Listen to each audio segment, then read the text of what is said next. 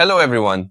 Thanks for watching, subscribe, and let's go. Emily cast a quick glance at the walls of the office. The entire office was decorated for the holidays. Spruce wreaths with red ribbons, golden balloons, and the obligatory miniature Christmas tree in the corner with gifts wrapped for a charity event. Her co-workers bustled about, discussing gifts, their plans, and where they would go to celebrate the new year. The atmosphere was filled with voices, laughter, and the clinking of cocoa mugs. But Emily felt separate from it all, as if someone had pressed pause on her personal life. For weeks now, she had noticed the fatigue building up inside. Not. "Emily, are you with us?" Megan's voice brought her out of her musings. Her friend stood next to her, leaning on the table, looking at her with the usual sparkle of excitement in her eyes. It was Thursday. It's almost New Year's Eve. Let's have a little pre-holiday warm-up. Megan, I'm not sure, Emily started, but her words were drowned out by a slight shake of her friend's hand. Oh, come on. The bar on the corner is already decorated. There's garlands and festive cocktails with names like Christmas Extravaganza. Just one drink, that's all. Megan squinted slyly. Come on, you deserve to relax a little. Emily smiled, though inwardly she struggled with doubts. She'd promised her husband Daniel that she wouldn't have any more of these late-night forays. After their last fight on the subject, she'd sworn she'd spend the holidays at home, away from noisy bars and companies dancing until the wee hours of the morning. But Megan knew how to awaken the part of Emily that longed to get out of the vicious cycle of domesticity. Okay, but only one, Emily finally said, pretending to be stern. And only because you're too persuasive. That's my girl. Megan exclaimed, clapping Emily on the shoulder. Give me a couple minutes, I'll get my jacket. Emily watched her friend disappear around the corner with a smile. Her gaze lingered on the Christmas tree. She thought of Daniel. He was probably home right now, unwrapping presents for his nephews or watching another Christmas movie. He'd always preferred the quiet, while she'd wanted something more. It never went away, that quiet but insistent desire to feel life in motion, in chaos, in that very feeling when music and laughter filled everything around them. Megan returned in her bright red coat and white scarf, all glowing like a Christmas card. So, Emily, you ready? Come on, let's get ready for the holidays. She waved her hand toward the exit. Let's go, Emily replied, hiding her doubts under a slight smile. The bar greeted them with warmth and the sound of Christmas music. Everything around shone, garlands shimmered with colorful lights, and behind the bar stood a tall man in a red Santa hat, mixing cocktails with the dexterity of a professional. Emily felt the festive atmosphere envelope her. This place seemed like the perfect place to forget about everything else for a while. Megan had already taken a table by the window, ordering 2 cocktails. Well, isn't this better than home? She asked, handing Emily a drink with a sprig of rosemary and a slice of orange on the rim of the glass. Here's to the new year. Emily laughed and raised her glass. To the new year. A few hours flew by. Emily felt as if a weight had been lifted off her shoulders. She laughed, chatted with strangers, told stories that made people around her laugh. At one point, she noticed a man in a black shirt and dark jeans looking at her behind the bar. His gaze was direct, confident, and when their eyes met, he raised his glass slightly as if to greet her. Emily felt something she'd forgotten awaken in her. She set the glass aside and stepped toward the bar, where the man immediately began a conversation.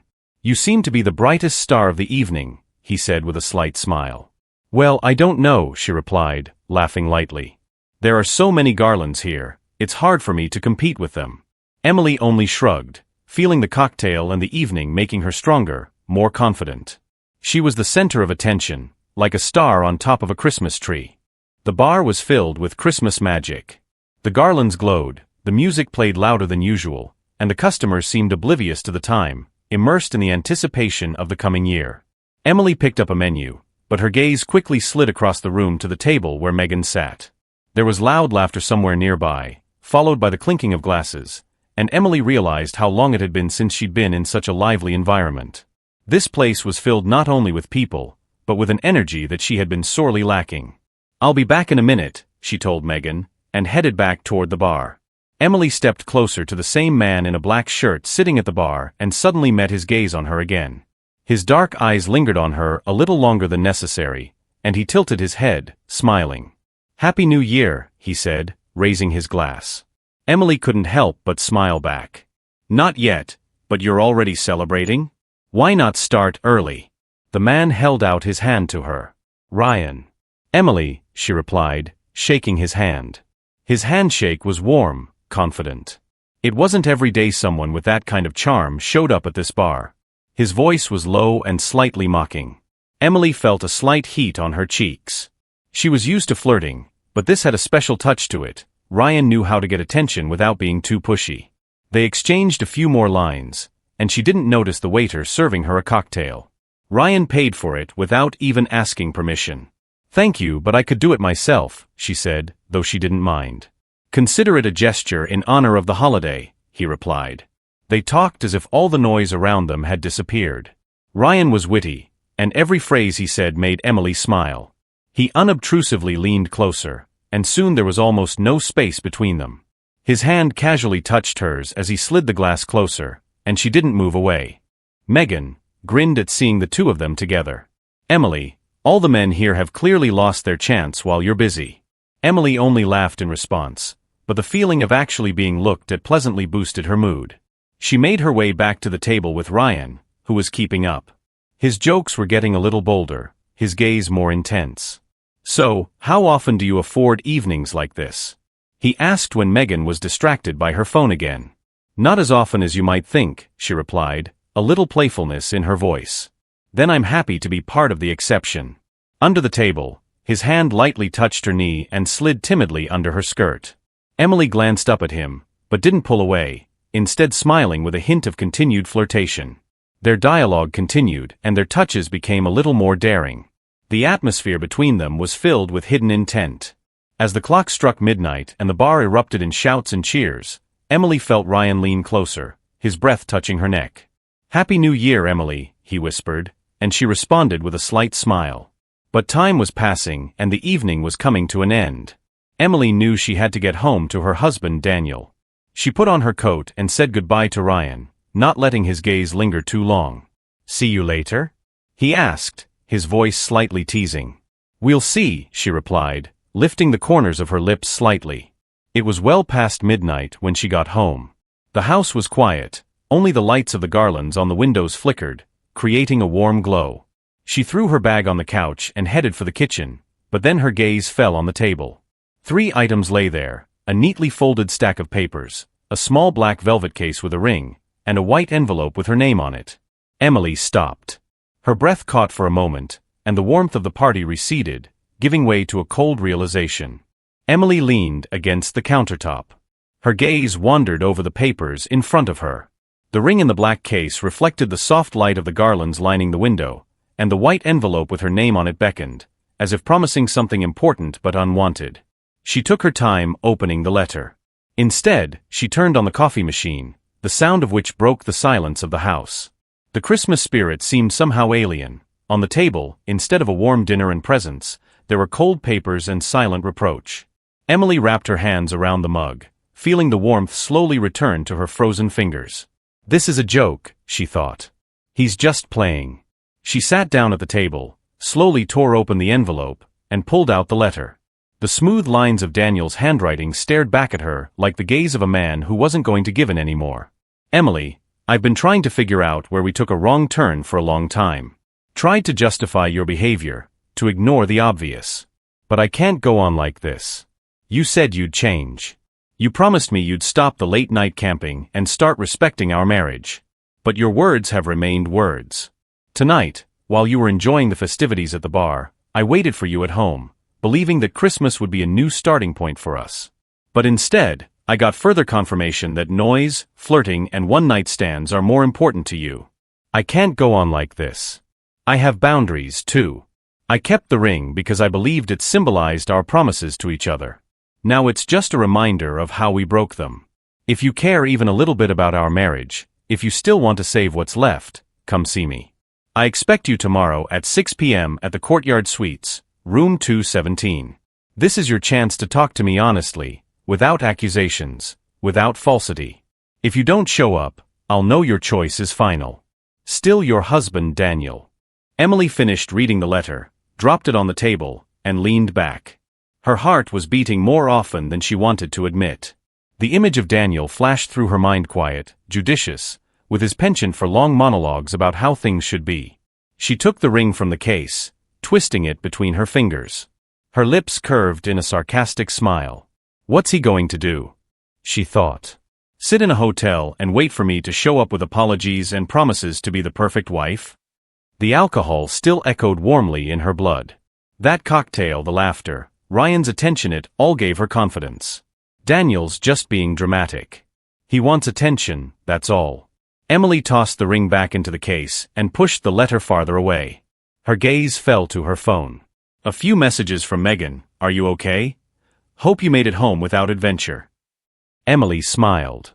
She quickly typed a reply. I'm fine. Let's do something tomorrow. The festive mood took over her again. She turned on the speakers in the corner of the room and Christmas songs filled the house. She picked up her coffee mug, forgetting about the letter, the ring, and the papers. After all, it was a holiday. Who thinks about such things on Christmas Day? The next day, Emily woke up later than usual, savoring the rare opportunity to sleep in. The morning light was streaming through the window, and the room was filled with the same warmth as the night before. She'd spent a lazy morning watching movies and chatting with Megan on the phone. The letter on the kitchen table remained untouched. Time stretched lazily, and Emily enjoyed it. By 5 p.m., she was about to leave the house. This time Megan had talked her into meeting at the Christmas market. When the clock struck 6 p.m., she was sitting at a table in the market, surrounded by the smell of mulled wine and the sounds of Christmas carols. Megan was telling another story, and Emily was laughing, completely ignoring the fact that at this very moment Daniel was probably sitting in room 217 waiting for her. He'll get over it, she thought, finishing her hot chocolate. Noisy music drowned out her thoughts. Emily stood at the bar with a glass in her hand, laughing at the joke of another acquaintance who seemed to be trying to impress. The lights of the garlands twinkled all around, and the clinking of glasses and the smell of spicy mulled wine created an atmosphere that was impossible to escape. Emily couldn't remember how many nights in a row she'd let herself relax. After Daniel's letter and refusal to go to the meeting, she was relieved. His ultimatum had seemed nothing more than an attempt at manipulation to her. Now it seemed, she could live her life the way she wanted without looking back at anyone else's expectations. You rocked the whole evening again, the man she barely knew by name said, serving her a new cocktail. Well, who else would? She replied, playfully raising her glass. It's the holidays. Laughter filled the space, and Emily felt a rush of adrenaline. She liked being the center of attention, liked feeling like she was in control. But somewhere on the edge of her mind slipped the thought of home empty, cold, where Daniel no longer waited. She was awakened in the morning by a phone call. Her head was splitting from last night's fun, and she struggled to reach for the phone. Hello? Emily muttered. Emily Trenter? The voice on the other end of the line sounded formal and insistent. Yes, it's me. This is the bank. We're calling to inform you that your joint accounts have been temporarily frozen due to the start of the divorce proceedings. Emily sat up abruptly, and her headache intensified. What? What accounts? What freeze? She felt her throat go dry. Your husband initiated the process. Based on his application, the accounts are under legal control. You should contact your attorney. The conversation ended as abruptly as it had begun. Emily stared at the phone, unable to comprehend what she was hearing. All day her thoughts had vacillated between anger and confusion. Did he really do this? Did he seriously freeze our money? She knew she had to act, but she didn't know where to start. The next day at work, she was met with unkind looks from her coworkers. Emily sensed something was wrong before she even heard the whispers behind her. Did you see that? That's her, came from around the corner. Soon she was called into the office by her boss. On the desk in front of him was a folder of printed emails and photos. Emily, we have to discuss your reputation, he began. His voice was steady, but his eyes were uncomfortable. We received an anonymous report with evidence of your inappropriate behavior. She frowned, trying to make sense of it. Photographs that show your presence in clubs, accompanied by, close contact with men, he coughed. It undermines the trust of our clients and the reputation of the company. Emily wanted to object, but she didn't get the chance. We suggest you tender your resignation. It's the best way out for both parties. She sat motionless, unable to believe that all this was really happening. With a heavy heart, Emily signed the papers, feeling something inside her crumble. Back at home, Emily found another envelope on the table. This time it was an official notice from Daniel's attorney. It said he'd filed for divorce and attached a list of demands, including property division and financial restrictions. She clutched at the paper, her hands shaking with anger. He planned this from the beginning, she thought. Daniel had turned out to be more cunning and calculating than she'd expected. Not only had he frozen the accounts, but he'd gathered evidence of her behavior to use against her. Now all she had to do was wait for everything to fall apart for good. Despite everything, Emily tried to maintain the remnants of her former lifestyle. She went out on the town again, meeting Megan, trying to hide from her anxieties in the noise and music. But something had changed. The men who used to look at her with admiration now shunned her. Her friends listened to her stories, but no longer laughed, only threw perplexed glances at each other. Emily felt like she was losing control. Every step she took led to more problems. At one point, she realized that for the first time in a long time, she was afraid to be alone. That day, Emily woke up earlier than usual. The gray winter morning looked as lifeless as her own thoughts. She got out of bed, feeling a heaviness looming over her as if foreshadowing something inevitable. Today was the day of the trial. She struggled to pull herself together, trying to pick out a stern but elegant outfit that would inspire confidence. Her lawyer, Miss Carla Wilson, had insisted over the phone, no bright colors. This is not a party, Emily. Yet even a modest black suit with a white blouse seemed inappropriate for her.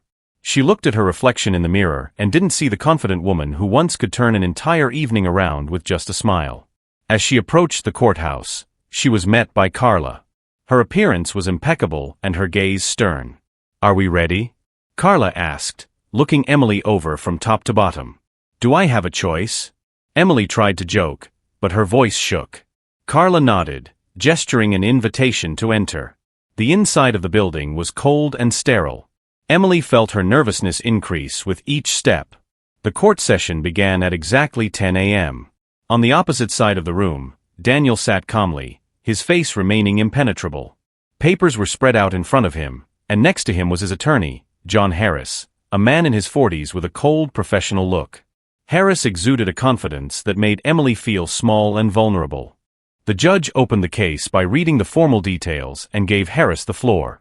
He stood up, carefully spread the papers in front of him, and began to speak. "Your Honor, I'm representing Mr. Trenter. We intend to demonstrate Mrs. Trenter's systematic conduct that undermined their marriage. The evidence we will provide includes her adultery, financial irresponsibility, and disregard for family responsibilities." Emily shuddered. Carla threw a warning glance at her. "Sit tight." Harris pulled out the first sheet and slowly began his speech. "We'll start with the photographs." He walked over to the judge, handing over the documents, and those were displayed on a screen in the hall. Emily was in the pictures, at the club with a cocktail in her hand, with Ryan whose arm was around her waist, and with Brad at the hotel door. Emily felt heat flood her face. She wanted to object, but Carla squeezed her hand under the table, whispering softly, "Not now. These photos clearly show her engaging in activities inconsistent with family values," Harris continued. "And here's correspondence with one Brad, confirming their meetings." Screenshots of the messages appeared on the screen. Emily knew they existed, but seeing them here, in front of everyone, was humiliating. She heard someone in the audience quietly aghast. Her throat constricted, the words stuck. Harris moved on. In addition, there was evidence of Mrs. Trenter's considerable spending in recent months. Cocktails, dinners, hotels, all at joint expense, of course. Carla attempted to object. "Your Honor, this evidence is not directly relevant to the division of assets. It's an invasion of my client's privacy." The judge looked at Harris. "Continue, but be brief." "Of course, Your Honor." Harris turned the page. All of this illustrates not only financial irresponsibility, but the destruction of the trust that should be the foundation of a marriage. Emily felt her world crumbling. She avoided Daniel's gaze, which seemed icy. The judge asked a couple of questions, which Harris answered with cold-blooded precision. When it was Carla's turn, she stood up, trying to soften the blow. Her defense was based on the fact that Emily's personal life shouldn't be a major factor in this case. But Emily could see that the judge had already drawn conclusions. After a recess, the judge announced, A preliminary decision on the division of property will be made based on the evidence presented. Mrs. Trenter is denied access to the joint assets until the process is completed. She is also advised to settle her debts. Those words sounded like a sentence. Emily sat motionless as Carla whispered something in her ear. Her gaze was fixed on Daniel, who neatly folded his papers and stood up. He didn't even look in her direction as he left the hall. That evening Emily sat in the empty house. All she could hear was the ticking of the wall clock. A letter from the lawyer lay on the table, reminding her of the day's events. She picked up her phone to text Megan, but stopped herself. What could she say? She opened the messages and looked at Daniel's number. She remembered his face, his voice. But instead of warmth, she felt cold. The holiday lights outside the window no longer seemed bright. Snow was slowly falling on the streets, creating the illusion of cleanliness and peace that Emily had missed.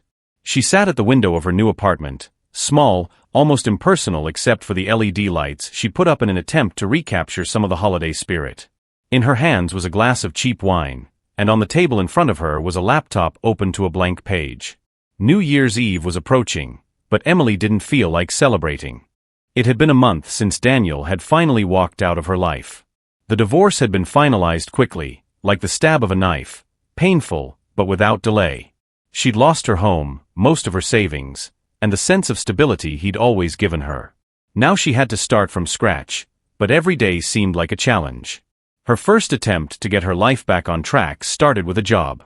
After a humiliating departure from her previous company, Emily had submitted resumes to several firms, hoping her professional skills would outweigh the rumors. But in a small town, reputation runs faster than the will to fix it. Every time she went to an interview, she noticed the same look in the interviewer's eyes, a mixture of curiosity and judgment.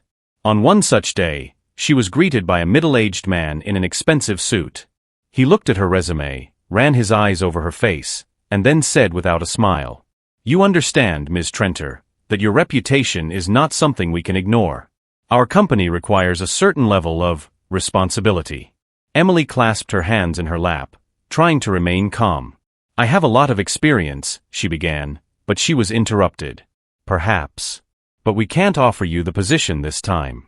He stood up, held out his hand to her, and Emily realized this was the end. She walked out of the office, feeling something inside collapsing. Her next attempt to get her life back on track involved her friends. She started texting Megan more often and tried to rejoin her old companies, but the dynamic had changed. Where she had once been greeted with smiles and jokes, tension now hovered. "How are you, Emily?" Megan asked one day over a cup of coffee. Her tone was soft, but there was worry in her eyes. "I'm fine," Emily lied, taking a sip. "I heard that you were trying to get a job again." "Yeah," she answered briefly. Megan was silent, trying to find the words. "You can always count on me," she said finally, but Emily sensed the pity behind it. That evening, Emily tried to go out to a bar. She'd chosen one of the newer establishments downtown, hoping for fresh faces and light flirting. But it didn't work out that way. The men she tried to make conversation with answered her coldly or didn't notice her at all. Her usual confidence was gone, leaving her awkwardness behind. When she got home, the snow had begun to cover the streets again. She threw her coat on a chair, took off her heels, and sat down on the couch. Her phone vibrated, a message from Megan. "How are you? Did everything go well?" Emily didn't answer. She looked at the garlands that glowed dimly in the corner and felt empty. Emily closed her eyes. Memories flashed through her mind. Daniel, their first Christmas together, his smile as he handed her a present. She didn't notice the tears running down her cheeks. She tried to wipe them away, but they poured out as if everything built up inside had finally burst out. Emily clutched the picture she'd found in one of the old boxes, the picture of her and Daniel, smiling, against the Christmas tree. "What have I done?" she thought. And that's where today's story ends. Thank you for watching to the end. If you enjoyed it, don't forget to like and comment. We'd love to discuss this story with you. See you in the next video.